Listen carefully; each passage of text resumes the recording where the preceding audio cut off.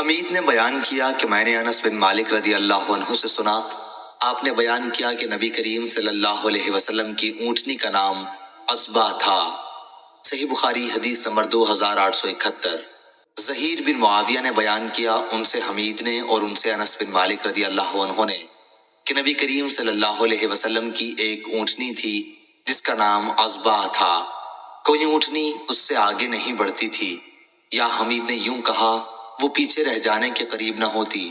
پھر ایک دیہاتی ایک نوجوان اور قوی اونٹ پر سوار ہو کر آیا اور حضرت صلی اللہ علیہ وسلم کی اونٹنی سے ان کا اونٹ آگے نکل گیا۔ مسلمانوں پر یہ بڑا شاق گزرا، لیکن جب نبی کریم صلی اللہ علیہ وسلم کو اس کا علم ہوا تو آپ نے فرمایا کہ اللہ تعالیٰ پر حق ہے کہ دنیا میں جو چیز بھی بلند ہوتی ہے کبھی کبھی اسے وہ گراتا بھی ہے۔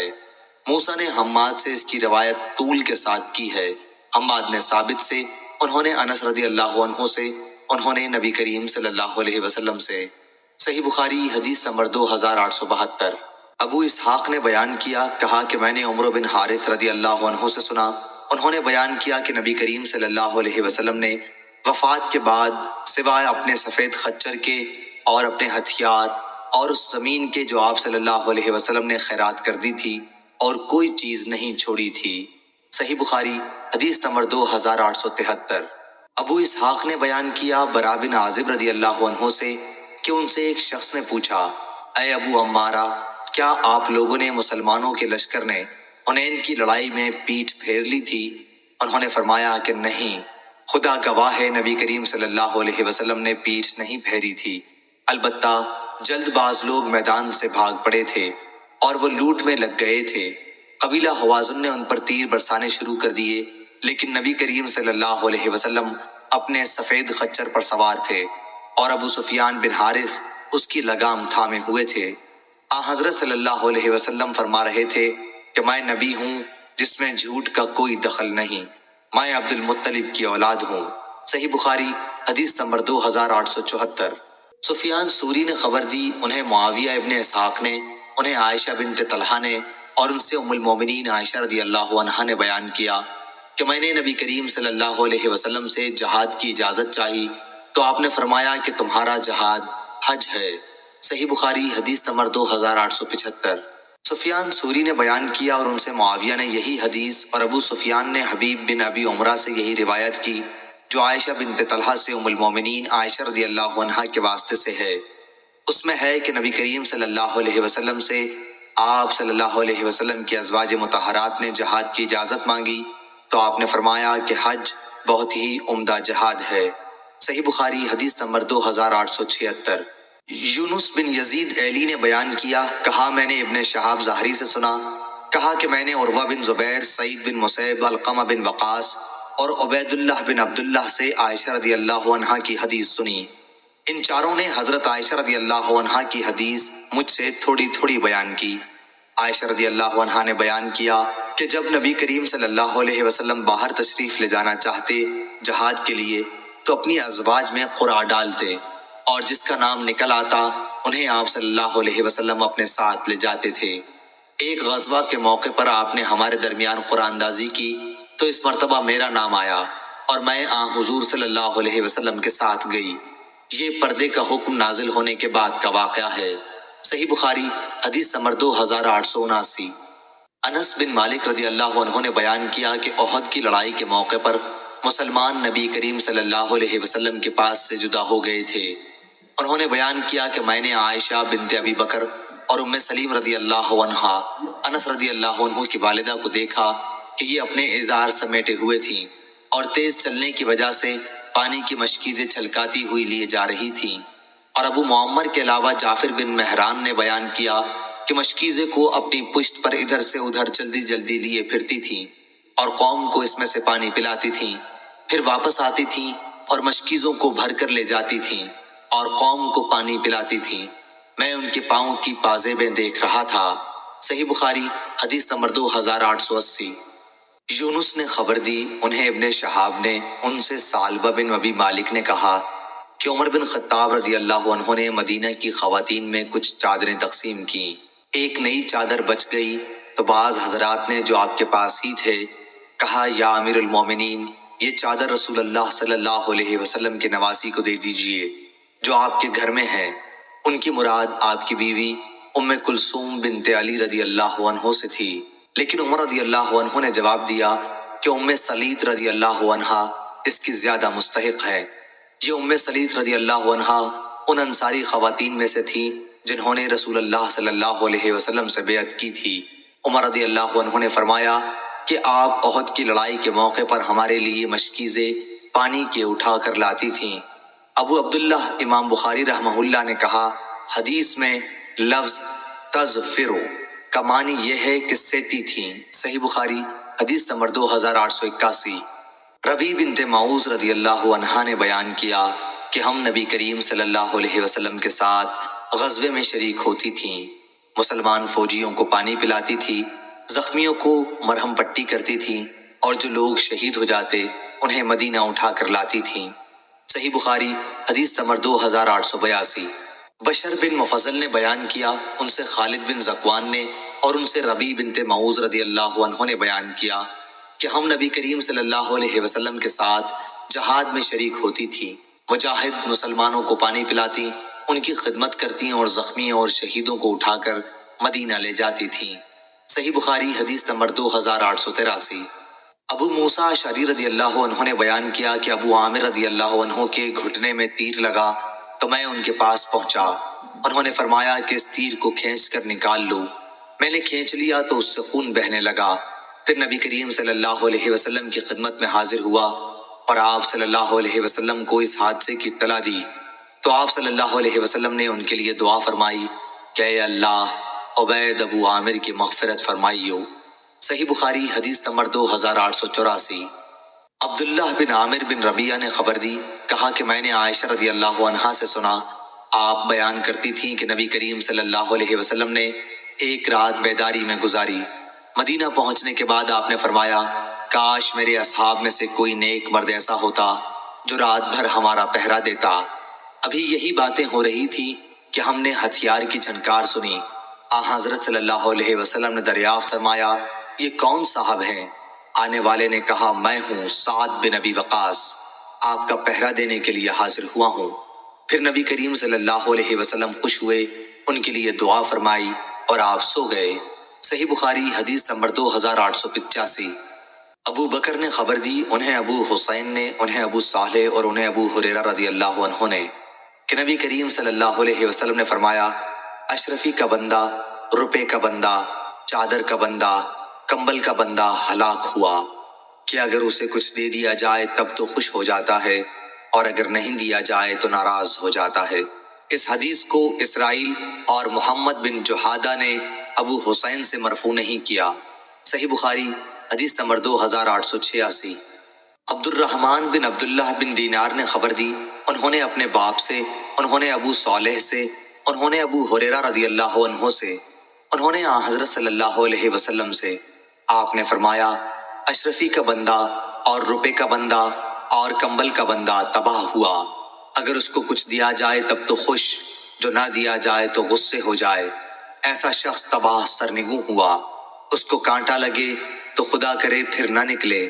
مبارک وہ بندہ جو اللہ کے راستے میں غزوے کے موقع پر اپنے گھوڑے کی لگام تھامے ہوئے ہے، اس کے سر کے بال پراگندہ ہیں اور اس کے قدم گرد و غبار سے اٹے ہوئے ہیں۔ اگر اسے چوکی پہرے پر لگا دیا جائے تو وہ اپنے اس کام میں پوری تندہی سے لگا رہے، اور اگر لشکر کے پیچھے دیکھ بھال کے لیے لگا دیا جائے تو اس میں بھی پوری تندہی اور فرض شناسی سے لگا رہے، اگرچہ زندگی میں غربت کی وجہ سے اس کی کوئی اہمیت بھی نہ ہو، کہ اگر وہ کسی سے ملاقات کی اجازت چاہے تو اسے اجازت بھی نہ ملے، اور اگر کسی کی سفارش کرے تو اس کی سفارش بھی قبول نہ کی جائے۔ ابو عبداللہ حضرت امام بخاری نے کہا کہ اسرائیل اور محمد بن حجادہ نے ابو حسین سے روایت مرفوعاً نہیں بیان کی ہے، اور کہا کہ قرآن مجید میں جو لفظ تعاصا آیا ہے، گویا یوں کہنا چاہیے کہ فاتعصہم اللہ، اللہ انہیں گرائے ہلاک کرے۔ طوبہ فعلا کے وزن پر ہے۔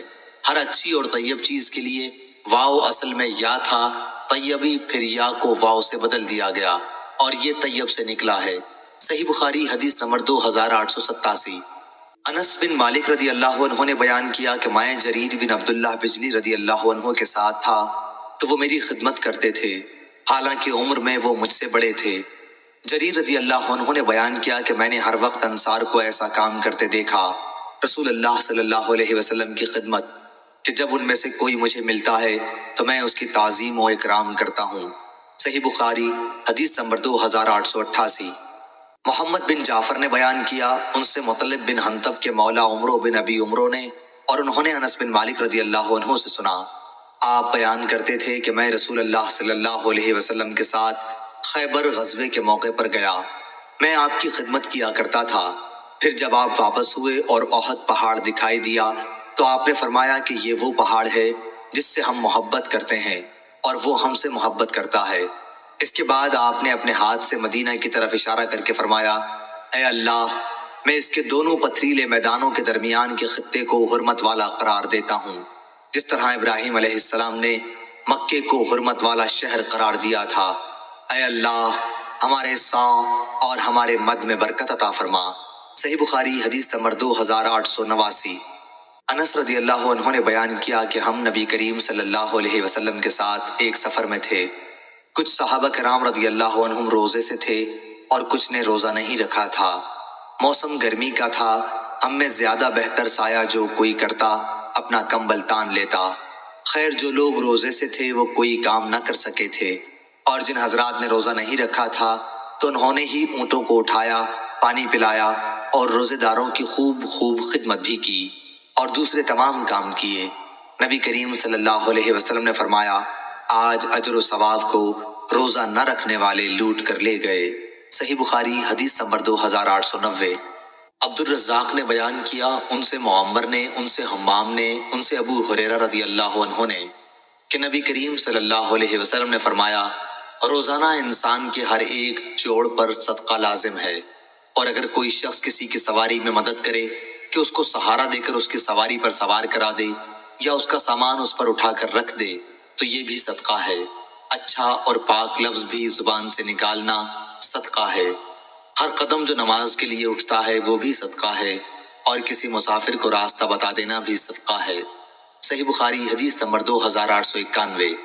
عبد الرحمن بن عبداللہ بن دینار نے بیان کیا، انہوں نے کہا کہ ہم سے ابو حازم سلمہ بن دینار نے بیان کیا، اور ان سے سہل بن سعد سعدی رضی اللہ عنہ نے بیان کیا کہ رسول اللہ صلی اللہ علیہ وسلم نے فرمایا، اللہ کے راستے میں دشمن سے ملی ہوئی سرحد پر ایک دن پہرا دینا دنیا و مافیہ سے بڑھ کر ہے۔ جنت میں کسی کے لیے ایک کوڑے جتنی جگہ دنیا و مافیہ سے بڑھ کر ہے، اور جو شخص اللہ کے راستے میں شام کو چلے یا صبح کو تو وہ دنیا و مافیہ سے بہتر ہے۔ صحیح بخاری حدیث نمبر 2892۔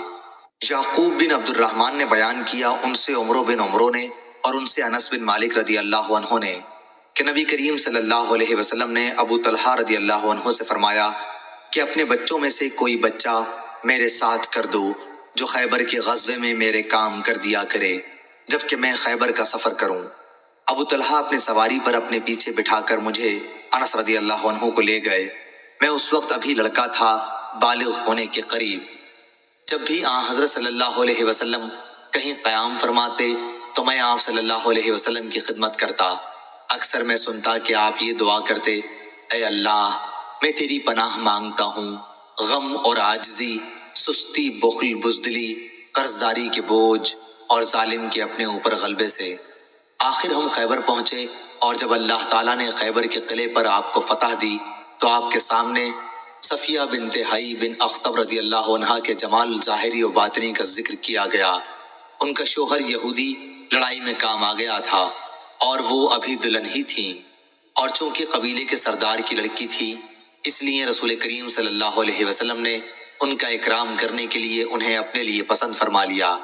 پھر آپ صلی اللہ علیہ وسلم انہیں ساتھ لے کر وہاں سے چلے۔ جب ہم صد الصبحہ پر پہنچے تو وہ حیض سے پاک ہوئیں تو آپ نے ان سے خلوت کی۔ اس کے بعد آپ نے حیض، کھجور، پنیر اور گھی سے تیار کیا ہوا ایک کھانا تیار کرا کر ایک چھوٹے سے دسترخوان پر رکھوایا، اور مجھ سے فرمایا کہ اپنے آس پاس کے لوگوں کو دعوت دے دو، اور یہی آن حضرت صلی اللہ علیہ وسلم کا حضرت صفیہ رضی اللہ عنہا کے ساتھ نکاح کا ولیمہ تھا۔ آخر ہم مدینے کی طرف چلے انس رضی اللہ عنہ نے کہا کہ میں نے دیکھا کیا حضور صلی اللہ علیہ وسلم صفیہ رضی اللہ عنہا کی وجہ سے اپنے پیچھے اونٹ کے کوہان کے ارد گرد اپنی قبا سے پردہ کیے ہوئے تھے۔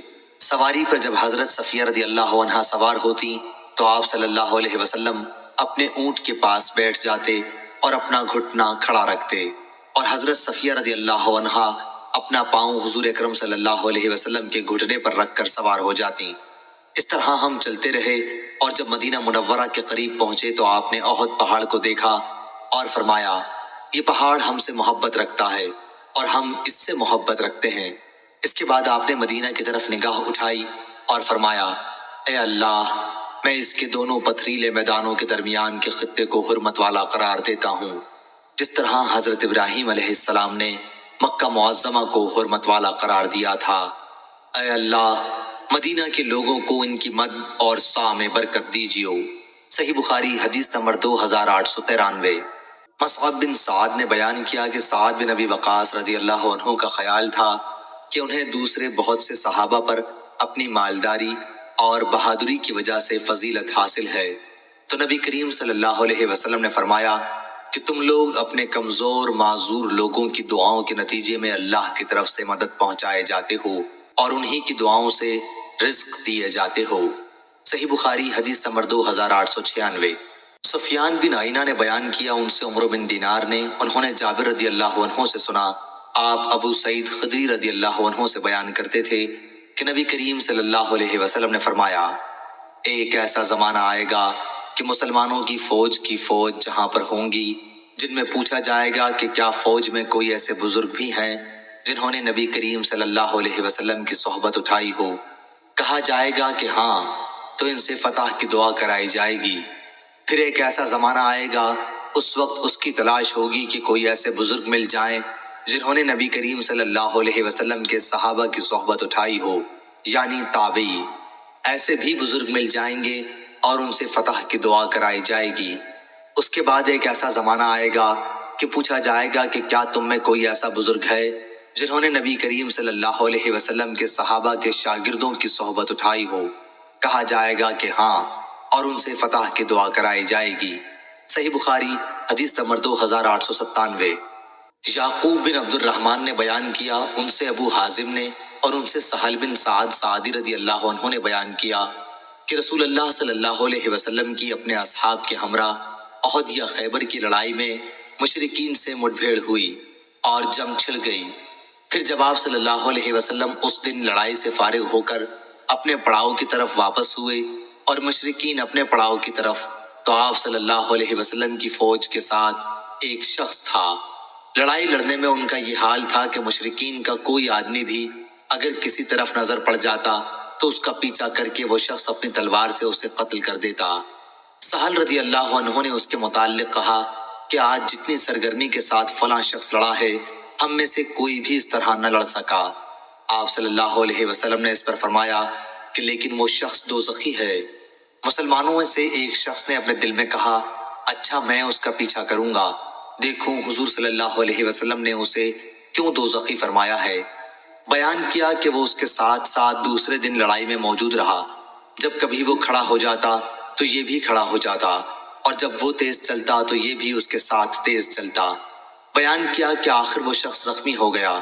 زخم بڑا گہرا تھا، اس لیے اس نے چاہا کہ موت جلدی آ جائے اور اپنی تلوار کا پھل زمین پر رکھ کر اس کی دھار کو سینے کے مقابلے میں کر لیا اور تلوار پر گر کر اپنی جان دے دی۔ اب وہ صاحب رسول اللہ صلی اللہ علیہ وسلم کی خدمت میں حاضر ہوئے اور کہنے لگے کہ میں گواہی دیتا ہوں کہ آپ اللہ کے سچے رسول ہیں۔ آپ نے دریافت فرمایا کیا بات ہوئی؟ انہوں نے بیان کیا کہ وہی شخص جس کے متعلق آپ نے فرمایا تھا کہ وہ دوزخی ہے، صحابہ کرام رضی اللہ عنہم پر یہ آپ کا فرمان بڑا شاق گزرا تھا۔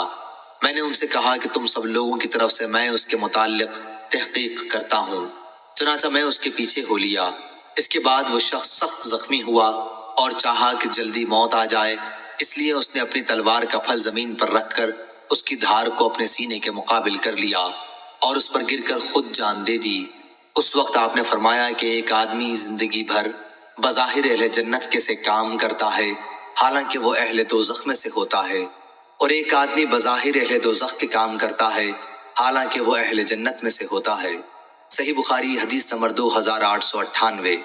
یزید بن ابی عبید نے بیان کیا، انہوں نے سلمہ بن اکوع رضی اللہ عنہ سے سنا، انہوں نے بیان کیا کہ نبی کریم صلی اللہ علیہ وسلم کا قبیلہ بنو اسلم کے چند صحابہ پر گزر ہوا جو تیر اندازی کی مشق کر رہے تھے۔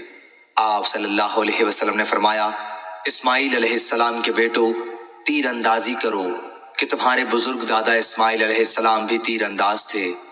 ہاں، تیر اندازی کرو، میں بنی فلاں ابن الاورا رضی اللہ عنہ کی طرف ہوں۔ بیان کیا، جب آپ صلی اللہ علیہ وسلم ایک فریق کے ساتھ ہو گئے تو مقابلے میں حصہ لینے والے دوسرے فریق نے اپنے ہاتھ روک لیے۔ آپ نے فرمایا، کیا بات پیش آئی؟ تم لوگوں نے تیر اندازی بند کیوں کر دی؟ دوسرے فریق نے عرض کیا، جب آپ ایک فریق کے ساتھ ہو گئے تو بھلا ہم کس طرح مقابلہ کر سکتے ہیں؟ اس پر حضور صلی اللہ علیہ وسلم نے فرمایا، اچھا تیر اندازی جاری رکھو، میں تم سب کے ساتھ ہوں۔ صحیح بخاری حدیث نمبر 2899۔ ابو نعیم نے بیان کیا، کہا ہم سے عبد الرحمن بن غسیل نے، ان سے حمزہ بن ابی اسید نے، اور ان سے ان کے والد نے بیان کیا کہ نبی کریم صلی اللہ علیہ وسلم نے بدر کی لڑائی کے موقع پر جب ہم قریش کے مقابلے میں صف باندھے ہوئے کھڑے ہو گئے تھے اور وہ ہمارے مقابلے میں تیار تھے، فرمایا کہ اگر حملہ کرتے ہوئے قریش تمہارے قریب آ جائیں تو تم لوگ تیر اندازی شروع کر دینا تاکہ وہ پیچھے ہٹنے پر مجبور ہوں۔ صحیح بخاری حدیث نمبر 2900۔